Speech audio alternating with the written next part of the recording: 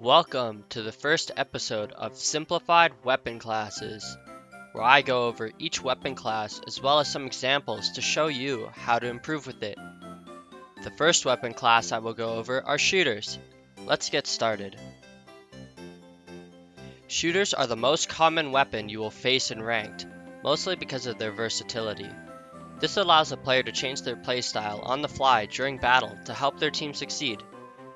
Shooters can pretty much cover every role, from frontline skirmishers and slayers, to fighting from a distance as an anchor, to supports and utility. Pretty much every playstyle can be found in this class. First, let's start with the basic Splattershot Junior, because every player has access to this weapon. Looks may be deceiving, but I would consider Junior to be one of the higher tier shooters. When playing any weapon, it's important to know its pros and cons. So, for example, the Junior has great painting capabilities, which allows it to get its special really quickly. This is good in a team scenario for farming ink armor. However, Junior lacks range compared to other weapons in the same class, meaning it will be outranged in almost every encounter.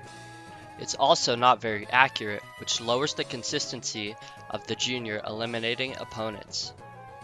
Now, let's go over how to play Junior properly.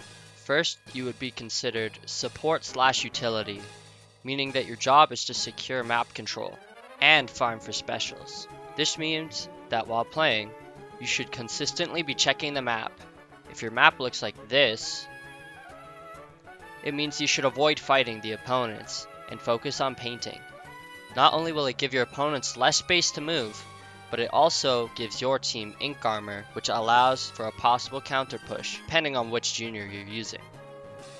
If your map looks like this, focus on protecting objectives. Throw bombs at the enemy and entrance points to make up for your lack of range. If you notice an enemy pushing you and you cannot win, for example a Splattershot Pro, back up and try to secure a better position to throw bombs and paint for armor. Here are some examples of gear that I would run with the Junior. Now, let's go over a fan favorite, the Splattershot Pro. It's no surprise that this weapon is one of the most common shooters in ranked. It's got great range, accuracy, and all of its kits can be used at high levels of play. Also because of this, I would categorize this weapon as a skirmisher midline weapon, but it's so versatile that it can act as a frontline slayer. Pro is very good at suppressing players and objectives. This is because of its short time to kill. Most weapons have trouble approaching because of this. When playing Pro, you should try to position yourself at locations that are higher up. This is because it increases your potential range, as well as lets you scout for opponents. I honestly don't have anything else to say about this weapon. As long as you're painting and playing objective, as well as getting splats, you're doing everything right. Here are some examples of gear that I would run on the Pro. Last, I wanted to go over a somewhat more niche weapon, which is the 96 Gal.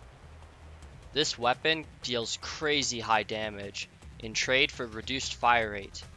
Playing Gal can be frustrating at first because of this, but learning to master it will not only help improve your overall aiming ability, but also improve your game sense. Playing Gal can help you improve at other weapons, for example, the Charger. If you find that you play too aggressive and always end up getting splatted, try playing the Gal. This is because it forces you to keep your distance and play carefully in order to play it effectively. When playing Gal, focus on objective and defending. Sprinklers are really good for helping to get your ink armor. Try experimenting by throwing them in different spots. Here are some of my favorite spots to put them.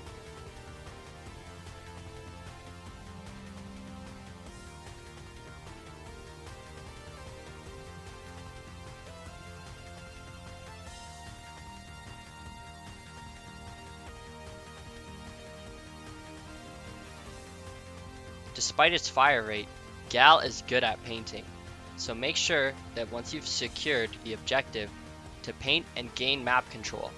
For example, in zones, once you're in control, start painting towards the enemy's base to make it harder for them to get back in the fight. Use your range to your advantage. Keep a good distance away so that your enemies have a hard time getting close to you. I would recommend practicing this simple drill for if enemies get close to you. Jump around the side of them while on top of them to shoot them. Most enemies won't expect this kind of maneuver from a gal. Since you're on top of them, it's unlikely that you will miss. Gal does lots of damage too, so they won't be able to recover from your attack. Here are some examples of gear that I would use with the gal. Now, even though I talked about different weapons, the skills in each weapon should be applied to almost every shooter. Understanding more weapons of the same class will make you a better player. Someone who is skilled at playing shooters will do almost everything I just talked about, so keep that in mind while practicing. Thanks for watching the first episode of my Weapon Simplified series. If you enjoyed, please leave a like and subscribe. If you have any questions about this weapon class, leave a comment and I'll do my best to help you out.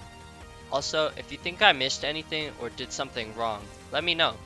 I want to make this series as helpful as possible, so all feedback is welcome. Let me know in the comments what weapon you would like to see me go over next. I've also got a community Discord, so if you want to come and talk about Splatoon and get notified about my next video or stream, the link will be in the description. I hope to see you guys in the next video. Have a good one.